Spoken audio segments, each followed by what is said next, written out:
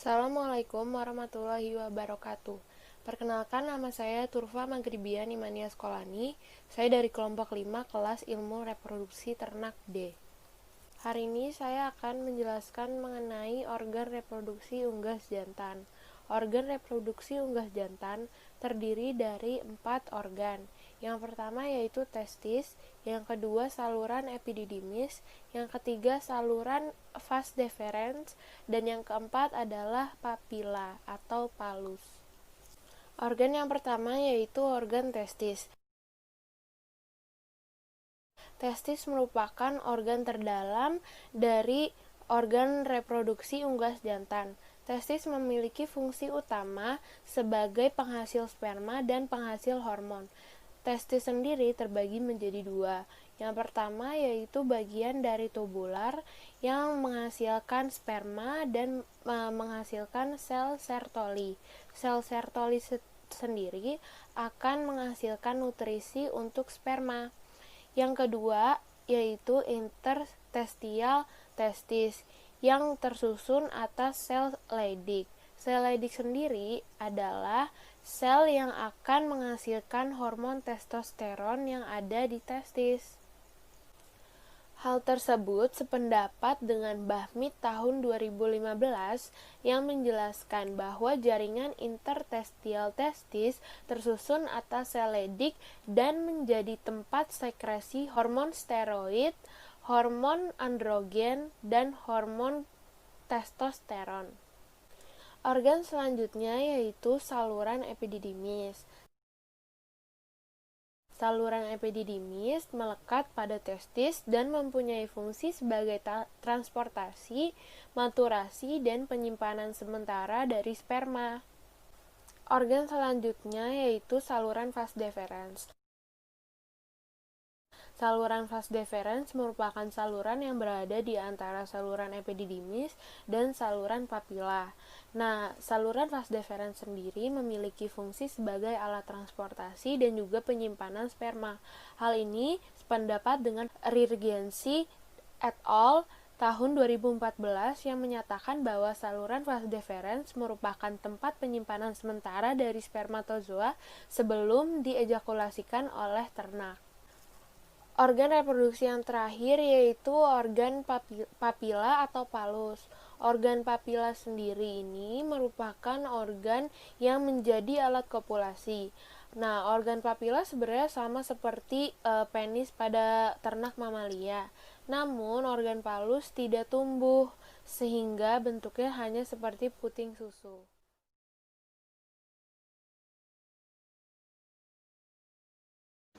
Pada unggas betina, terdapat beberapa organ yang berfungsi dalam reproduksi betina. Organ pertama adalah ovarium. Ovarium berfungsi dalam memproduksi ovum serta menghasilkan hormon seksual pada unggas betina. Lalu, setelah dari ovarium, sel telur diterima oleh infundibulum. Infundibulum adalah anggota dari oviduk. Yang pertama, oviduk terbagi menjadi 3, infundibulum, magnum, dan isthmus. Infundibulum berfungsi dalam menerima sel telur yang diproduksi oleh ovarium, dan pada infundibulum sel telur mengalami ovulasi. Setelah dari infundibulum, sel telur menuju ke magnum. Di magnum terjadi proses pemberian albumen oleh magnum atau pemberian sel putih telur. Proses di magnum berjalan selama 2-3 jam. Setelah dari magnum, telur menuju ke isthmus. Di isthmus, telur berada selama 1-1,5 jam untuk diberikan membran sel. Setelah dari oviduk bagian terakhir atau isthmus, telur menuju uterus untuk tumbuh dan berkembang. Uterus adalah organ yang tebal dan berotot. Letak uterus sendiri terletak di dalam pelvis di antara rektum dan kandung kencing. Setelah dari uterus, telur menuju vagina untuk pembentukan kutikula. Pada vagina, tidak terjadi proses sekresi apapun. Setelah dari vagina, telur menuju kloaka. Kloaka adalah tempat keluarnya telur. Proses dari ovarium menuju kloaka menghabiskan 25-26 jam.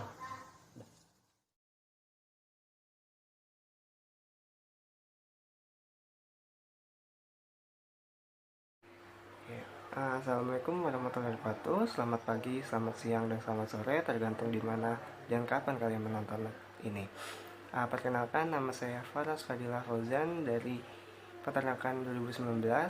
NIM saya 230 10 11 9140 233. Saya dari kelompok 5D IRT kelas D.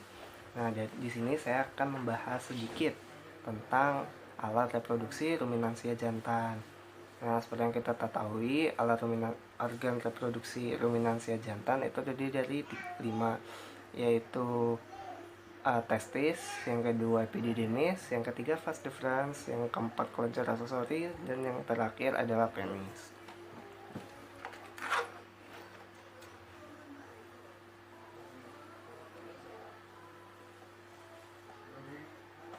Oke. Kita masuk terlebih dahulu. Nah, kita mulai dari yang pertama, teman-teman. Yang pertama-tama ada testis. Nah, di testis ini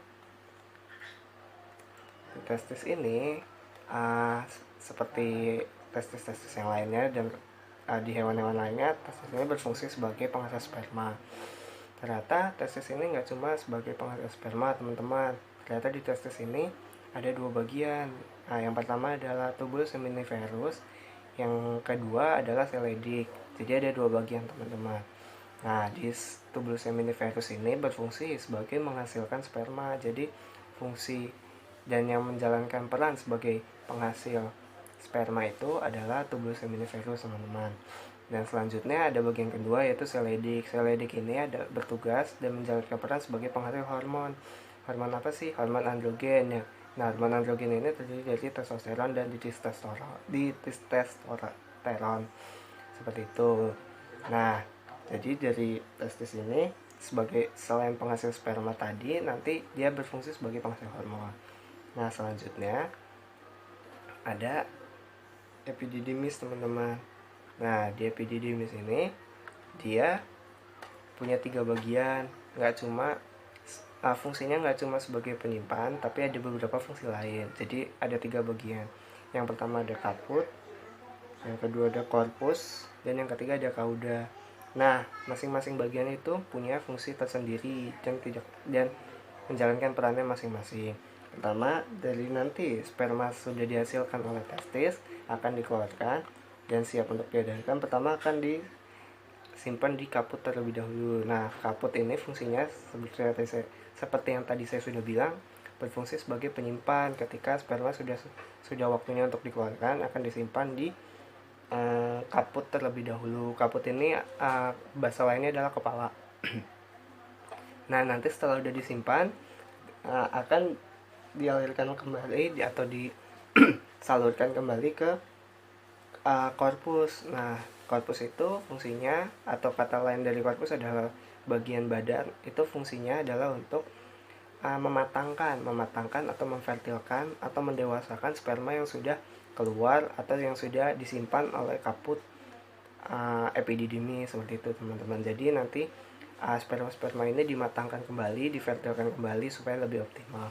Nah, selanjutnya dari korpus ini dilanjutkan ke kauda atau bagian ekor epididymis. Nah, di fungsi ekor ini atau kaput ini adalah sperma yang siap untuk diedarkan. Nah, nanti ini di kauda ini sperma itu siap ditransportkan, memiliki fungsi dan peran sebagai saluran transportasi ke vas deferens dan organ-organ reproduksi selanjutnya. Nah, habis dari epididymis ada vas deferens. Nah, tadi kan udah nih dari kauda. dari kauda epididymis. Setelah nanti sudah siap diedarkan, kauda sperma akan dikeluarkan dari kauda dan menuju vas deferens untuk selanjutnya diantarkan atau disalurkan atau ditransportasikan ke uretra seperti itu. Nah, tapi di vas deferens ini nggak cuma sekedar lewat teman-teman, ada beberapa organ-organ reproduksi lainnya yang berfungsi untuk membantu sperma supaya tetap hidup, supaya tetap optimal seperti itu. Nah, apa itu? Nah, setelah dari vas deferens masuk ke kelenjar aksesoris. Nah, di kelenjar aksesoris ini ternyata ada 3 sebelum nanti keluar lewat uretra dan disemprotkan dari penis. Apa aja? Yang pertama ada kelenjar vesicula seminalis.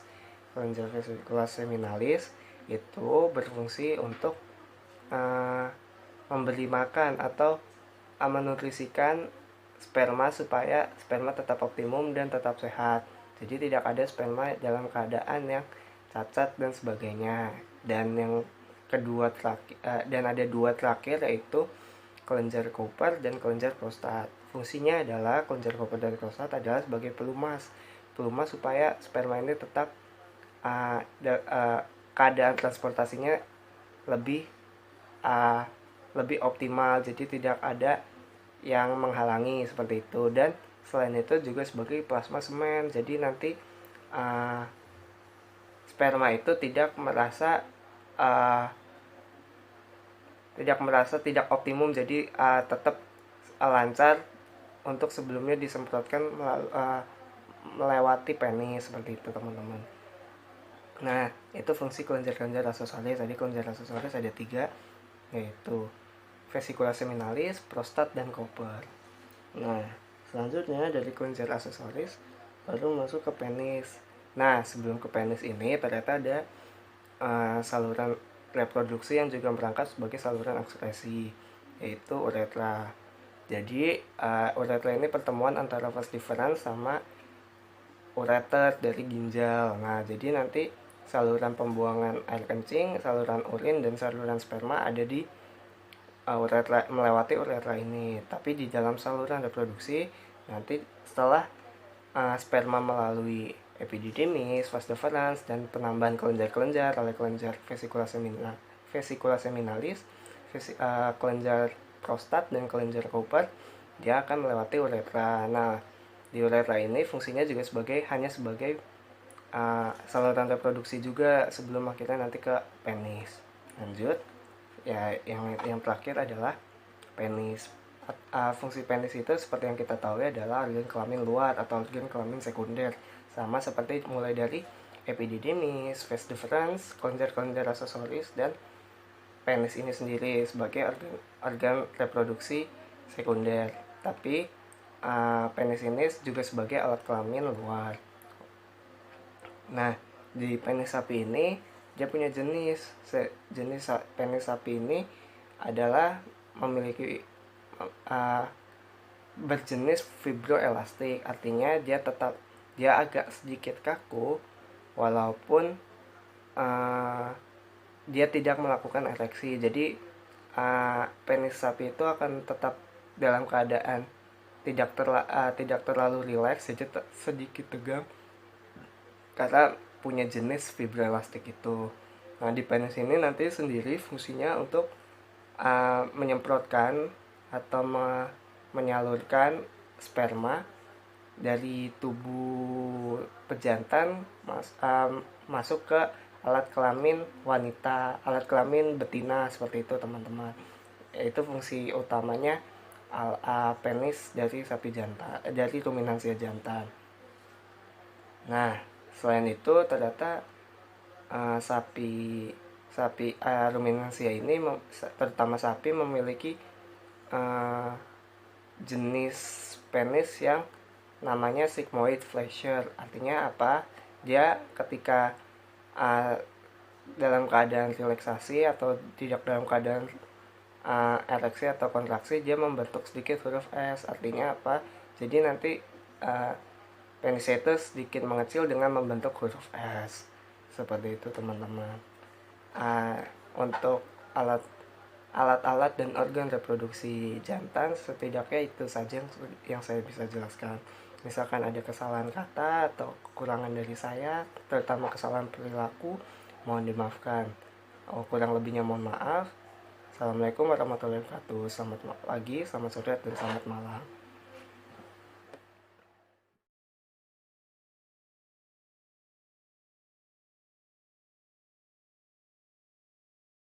Assalamualaikum warahmatullahi wabarakatuh. Nama saya Fahmi Bahtiar dari kelompok praktek IRT kelompok 5D. NIM terakhir saya 112. Di sini saya akan menjelaskan tentang organ-organ reproduksi pada ruminansia betina. Organ reproduksi ruminansia betina itu terdiri atas ovarium, oviduct, uterus, cervix, vagina, serta vulva. Ovarium berfungsi untuk menghasilkan folikel, sel telur, serta hormon. Hormon-hormon yang diproduksi adalah GnRH, FSH, LH, estrogen, progesteron, serta prostaglandin. Ovarium itu berbentuk oval dan terletak di belakang ginjal. Organ selanjutnya adalah oviduct. Oviduct berfungsi sebagai tempat fertilisasi, tepatnya pada bagian ampula. Selain sebagai tempat fertilisasi, oviduct juga berfungsi sebagai tempat kapasitasi sperma serta pembelahan embrio pada ampula.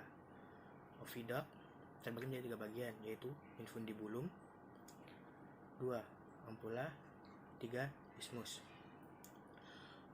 Oviduct berada di dekat ovarium. Oke, organ selanjutnya adalah uterus. Uterus berfungsi sebagai penerima serta berkembangnya sel telur yang telah dibuahi oleh sperma. Uterus terletak di antara organ oviduct serta cervix. Uterus terdiri dari 3 lapisan. Yang pertama adalah endometrium, myometrium, serta perimetrium. Endometrium adalah lapisan terdalam dari uterus.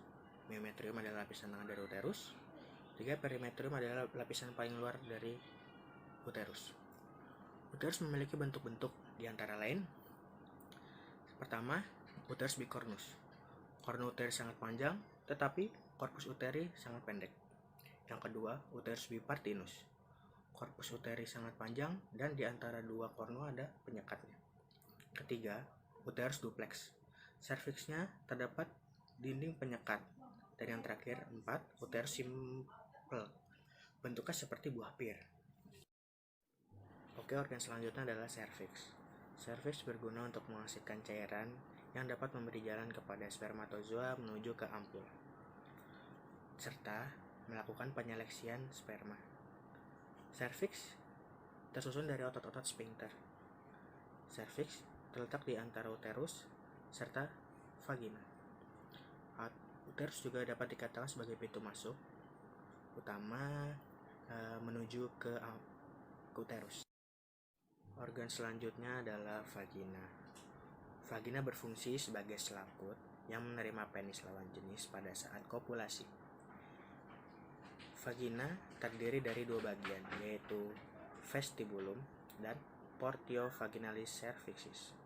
Organ vagina terletak di antara vulva dan cervix. Oke, yang terakhir adalah organ reproduksi vulva. Vulva merupakan organ reproduksi luar yang berbentuk bibir yang terdiri dari labia mayora, labia minora, dan klitoris. Vulva berfungsi untuk menentukan tanda birahi pada ternak ruminansia betina. Tanda-tanda birahi pada ternak ruminansia betina antara lain vulvanya membengkak merah, ekornya suka diangkat-angkat, keluar lendir dari vagina, serta gelisah. Assalamualaikum warahmatullahi wabarakatuh. Perkenalkan, saya Raffi Firmansyah. NIM saya 230 10 11 91 40 293. Pada kesempatan kali ini saya menjelaskan tentang hormon yang bekerja pada ternak jantan. Yang pertama ada hormon testosteron. Hormon testosteron merupakan hormon yang berperan penting dalam proses spermatogenesis yang diproduksi di dalam testis. Hal ini sesuai dengan pendapat Setiadi et al. 2018 bahwa hormon testosteron merupakan hormon androgenik yang disintesis oleh testis. Hal ini didukung oleh pendapat Putri et al. Tahun 2019 bahwa hormon testosteron adalah hormon esensial yang berfungsi dalam proses spermatogenesis. Yang kedua ada LH. LH adalah hormon yang diproduksi oleh kelenjar hipofisis dengan berperan dalam memberikan rangsangan dalam fungsi fisiologi sel lining. Hal ini sesuai dengan pendapat Widiantara DKK tahun 2016. Hormon LH berperan dalam memberikan stimulus dalam fungsi fisiologi sel lining untuk memproduksi sel testosteron. Yang ketiga ada FSH. FSH merupakan hormon yang diproduksi oleh kelenjar hipofisis yang memiliki peran dalam proses spermatogenesis. Menurut Zahri 2018, bahwa hormon FSH disekresi oleh kelenjar hipofisis yang berguna dalam proses spermatogenesis. Yang selanjutnya ya ICSH. ICSH merupakan hormon yang dihasilkan oleh hipofisis yang berperan dalam proses pembuatan steroid. Menurut Wulan Sri dan kawan-kawan tahun 2019, bahwa ICSH adalah hormon yang disekresi oleh hipofisa anterior yang memberikan dampak dalam proses steroidogenesis. Yang selanjutnya estrogen merupakan hormon yang diproduksi dari hormon testosteron sertoli yang dirangsang oleh hormon FSH pada ruminansia jantan. Hal ini sesuai dengan pendapat Saula tahun 2019 bahwa hormon estrogen pada ruminansia jantan diproduksi oleh sel sertoli yang dirangsang oleh hormon FSH, di mana hormon estrogen ini berperan dalam proses spermatogenesis. Yang terakhir atau yang keenam ada GH. GH merupakan hormon yang diproduksi oleh kelenjar hipofisa anterior yang berperan dalam memacu pertumbuhan. Hal ini sesuai dengan pendapat Ahlina dan kawan-kawan pada tahun 2015 bahwa hormon GH merupakan hormon protein yang disekresi dalam kelenjar hipofisa anterior yang berperan dalam proses pertumbuhan tubuh. Itu keenam dari hormon yang bisa saya jelaskan. Kurang lebihnya saya mohon maaf. Wassalamualaikum warahmatullahi wabarakatuh. Perkenalkan, nama saya Ahmad Ibisono Mariono Saryo. Kegiatan yang terakhir 067 ingin menjelaskan tentang proses kerja hormon reproduksi pada ternak ruminansia betina. Dimulai dari rangsangan. Rangsangan sendiri dapat berupa penciuman, pendengaran, dan penglihatan. Rangsangan akan diterima oleh hipotalamus, dan hipotalamus akan mensekresikan GnRH. GnRH akan diteruskan ke hipofisa. Pada hipofisa terdapat dua, ada adenon hipofisa dan neuron hipofisa. Adenon hipofisa akan mensekresikan hormon FSH, LH, dan LPH. Hormon FSH adalah hormon follicle stimulus hormone, sesuai namanya berfungsi untuk merangsang pembesaran folikel-folikel pada ovarium, sehingga di antara folikel-folikel tersebut ada folikel degraf yang berfungsi untuk mensekresikan estrogen. Estrogen sendiri berfungsi untuk merangsang proses estrus dan membuat ternak birahi. Bersama dengan hormon LH akan membantu proses ovulasi. Hormon LH berfungsi untuk merangsang proses ovulasi sel telur. Jika terjadi kehamilan atau kebuntingan, korpus luteum akan mensekresikan progesteron.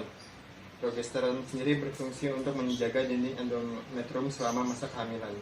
Jika kadar progesteron sedikit, maka ada kemungkinan janin ternak akan mati. Jika tidak terjadi kebuntingan, maka dinding rahim akan mensekresikan hormon prostaglandin yang akan melisiskan korpus luteum sehingga tidak dapat mensekresikan progesteron. Kemudian ada LTH atau luteotrophic hormone, berfungsi untuk merangsang kelenjar-kelenjar susu untuk memproduksi susu. Pada neuron hipofisa akan mensekresikan hormon oksitoksin dan relaksaksin. Hormon oksitoksin sendiri berfungsi untuk memberikan kontraksi kuat pada dinding uterus, dan hormon relaksaksin berfungsi untuk dilatasi serviks, yaitu memperluruh serviks dan memperlebar serviks. Kedua hormon ini berfungsi pada proses partus.